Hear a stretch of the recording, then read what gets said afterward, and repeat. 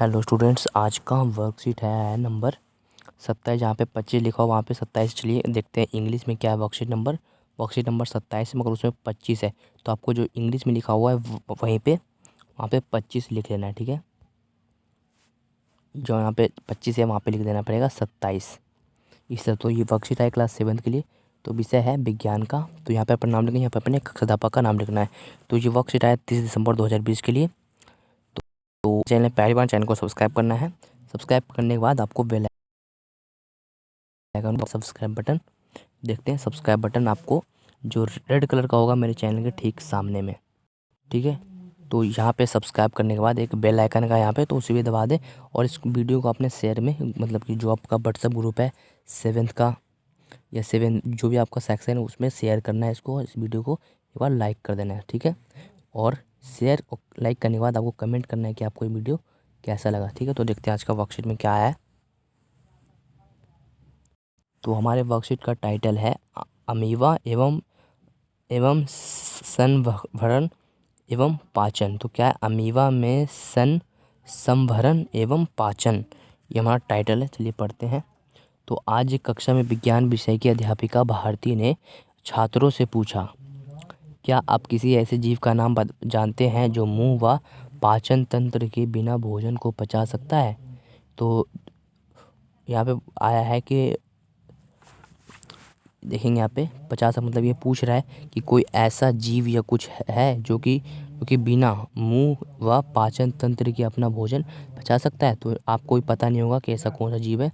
तो यहाँ पे आया है कि रुचिपूर्वक छात्र एक दूसरे से चर्चा करने लगे। शुरू करते हैं और एक स्वर में जवाब देते हैं, नहीं महोदया, यह संभव नहीं है। तो जो 5-6 छात्र थे उन सब ने एक साथ बोला, नहीं ये संभव नहीं है। कोई जीव अपना भोजन बिना मुंह के कैसे ग्रहण कर सकता है और पाचन तंत्र के बिना उसे कैसे पचा सकता है। ठीक है, तो ये पूछने लगे, जो छात्र थे वो अपने मैडम यानी कि अध्यापिका से पूछने लगे। तो अध्यापिका भारती ने बताया कि उन्हें यह जानकर आश्चर्य होगा कि कुछ ऐसे जीव हैं जो मुंह और पाचन तंत्र के बिना भी अपने भोजन को पचा सकते हैं। यह जीव अमीबा है जो तालाब में पाया जाता है। कौन सा जीव है, उसे कहते हैं अमीबा जीव, जो कि तालाब में पाया जाता है। यह एक कोशिक जीव है जिसे नग्न आँखों से नहीं देखा जा सकता। अमीबा की कोशिका में एक कोशिका झिल्ली होती है। वह कोशिका द्रव्य में बुलबुलों के समान अनेक धानियाँ होती हैं। तो यहाँ पे कौन सा जीव है, उसका नाम अमीबा है, जो कि तालाब में पाया जाता है। उसे हम अपनी आँखों से नहीं देख सकते, उसको अपनी आँखों से हम नहीं देख सकते। तो उसमें एक कोशिका होता है, तो कोशिका में एक कोशिका झिल्ली होती है, मतलब कि जो पतली सी एक झिल्ली होती है। तो कोशिका द्रव्य में बुलबुले होते हैं, इस तरह से बुलबुले समान अनेक धानियाँ होती है, उसी से वो पाचन करते हैं। चलिए आगे देखते हैं आगे क्या है कि अमीबा एक जीव है जो तालाब में पाया जाता है, हमें पता चला। ठीक है, तो संभरण एवं पाचन। अमीबा निरंतर अपनी आकृति एवं स्थिति बदलता रहता है, मतलब कि वो अपना स्थिति, मतलब कि इस तरफ है तो कभी इस तरफ चल जाएगा, कभी इस तरफ, मतलब कि वो हर मतलब कि अपनी आकृति बदलता रहता है। यह एक अथवा अधिक अंगुली के समान प्रधन निकालता रहता है। ठीक है, तो जिन्हें पदाम अर्थात कृत्रिम पाँव कहते हैं, जो इन्हें गति देने एवं भोजन पकड़ने में सहायता करते हैं। अमीबा कुछ सूक्ष्म जीवों का आहार करते हैं। द्रव्य पदार्थों उनकी खाद्य धानी में फंस जाते हैं। खाद्य धानी में ही पाचन रस स्रावित होते हैं। ये खाद्य पदार्थ पर क्रिया करके उन्हें सरल पदार्थों में बदल देते हैं। पचा हुआ खाद्य धीरे धीरे अवशोषित हो जाता है। अवशोषित पदार्थ अमीबा की वृद्धि, रख रखाव एवं गुणन के लिए उपयोग किए जाते हैं। बिना पचा अपशिष्ट खाद्य दानी द्वारा बाहर निकाल दिया जाता है, मतलब कि उसे बिना पचाए हुए बाहर खाना जो भोजन है होता है खाद्य दानी से बाहर निकाल दिया जाता है। ठीक है, तो हमने जान लिया ये वाला। तो आगे देखते हैं क्या है। यहाँ पे है कि तथ्य आपको मिलेगा यहाँ पे कि अमीबा और मानव में पोषण के बीच समानता यह है कि दोनों में पाचन रस जटिल खाद्य पदार्थों में सरल पदार्थों को परिवर्तन कर देता है। मतलब कि हम भी जो पदार्थ होता है, जो बिल्कुल जटिल पदार्थ होता है, उसे भी हम भी बिल्कुल हम सरल कर देते हैं, मतलब कि उसको टुकड़ों में बांट देते हैं। और जो अमीबा है वो भी ऐसे ही करती है। ठीक है, तो अंतर मतलब कि हम मनुष्य और अमीबा में डिफरेंट ये है कि यह है कि अमीबा का मुंह नहीं है।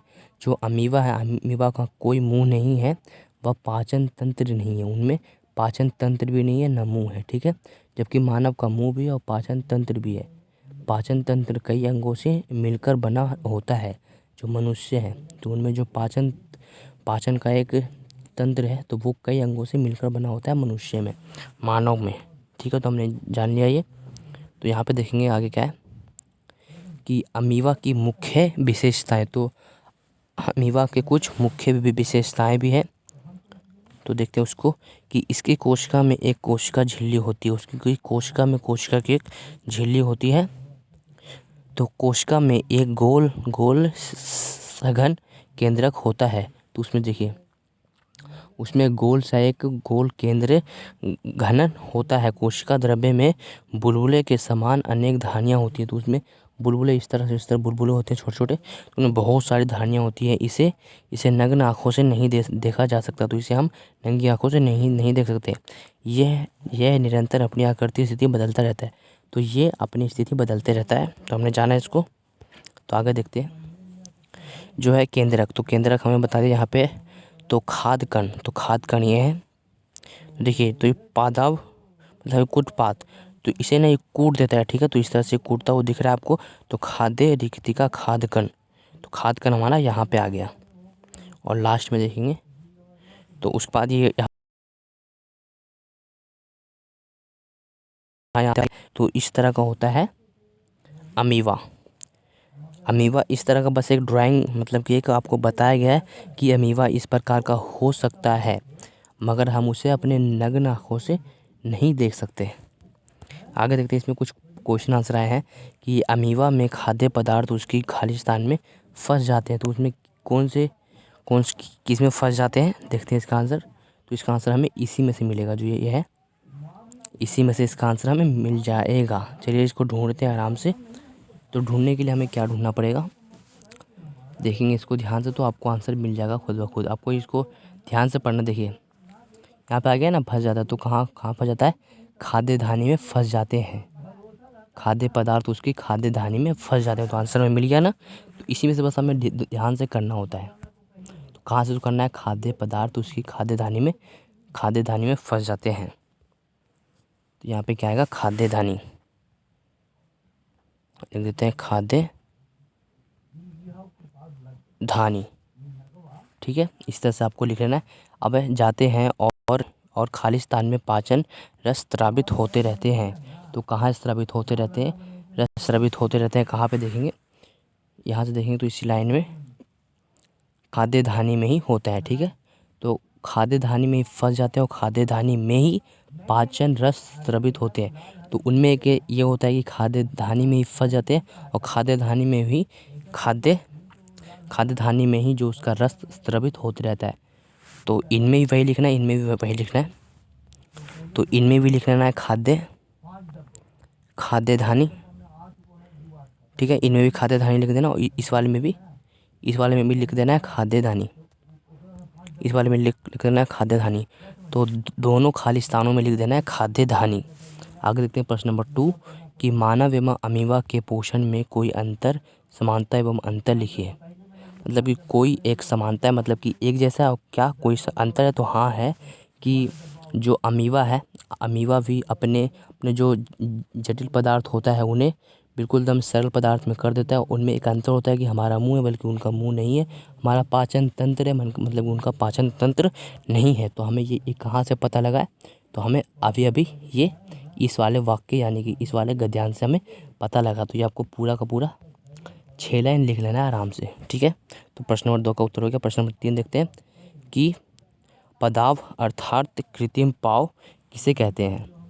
तो हमने ये पढ़ा था कि कृत्रिम पाव होते हैं वो किसे कहते हैं। चलिए इसको दोबारा हम आपको बता देते हैं। देखिए यहाँ पे क्या है, कृत्रिम पदार्थ कहते हैं।